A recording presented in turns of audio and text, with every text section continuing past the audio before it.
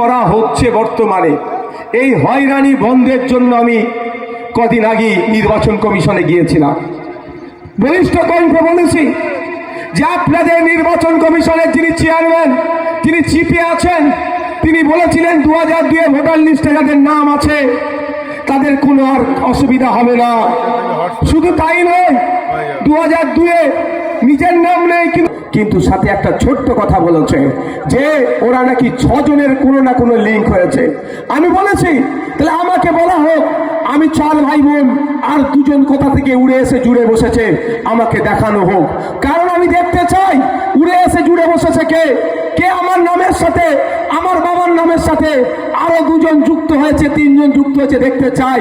অন্যায় ভাবে যুক্ত করেছে আমি তাদের বিরুদ্ধে আইনত ব্যবস্থা নেব, আর অন্যায় কাজ করেছে নির্বাচন কমিশনকে তাদের বিরুদ্ধে ব্যবস্থা নিতে হবে, এ কথাও সেখানে আমি জানিয়ে এসেছি।